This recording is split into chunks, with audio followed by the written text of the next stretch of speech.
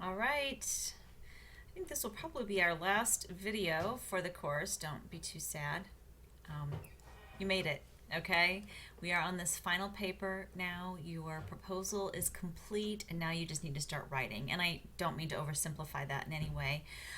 Just want to give you a few ideas and so forth on getting this going. Um, the only thing you're turning in for December 7th is a peer edit. And when you turn in that rough draft and you respond to two peers to make that assignment criteria, two things. One, you don't have to turn in the entire rough draft. And two, would you make an ask, what are you looking for from a peer editor so that you get the most out of this experience and it helps them to uh, isolate what they are looking for, just make it more specific. Um, After peer editing on the 7th, then on the 10th, please note that this 12th is late, and I have to make a deadline to turn grades in, so it's really important that you get these turned in on that Wednesday, and that's the final draft. There is a feedback form.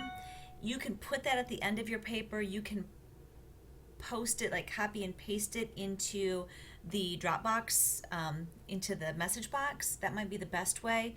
But if you are finishing a degree program here, you have to turn this paper into the portfolio that the college has set up for you, the e-portfolio. This is the paper that goes in there, and they don't want that feedback form. That's just for me. So those are just a couple reminders. Okay, so right now you have a proposal, and hypothetically you are ready to dive into research. Can I just show you a couple things that I've been playing with lately to help me get organized and to write papers? The first thing that I've been playing with is this post-it note feature, and right now this is just full of different assignments and so forth. But let's just pretend for a moment that these are different resources, and they're each different ideas, almost like old school note cards. And you can copy and paste onto these, and all you do is press the plus sign, and it gives you a new note.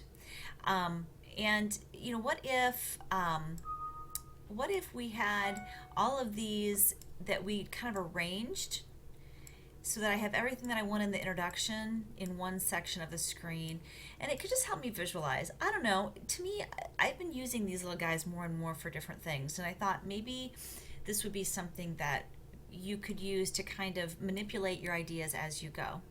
The other thing that I really like is this program called OneNote. So if you go into Microsoft Office, it's part of that package.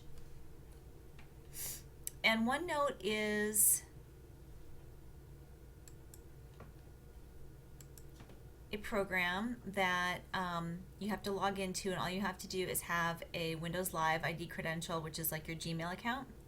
But once you're into it, it's like a filing folder system. And here's a little explanation of what it looks like and what to do.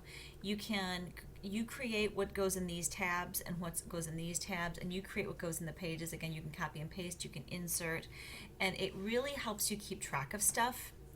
And it's a way that you can, create. This would be a sample one, a way that you could create organization for your paper.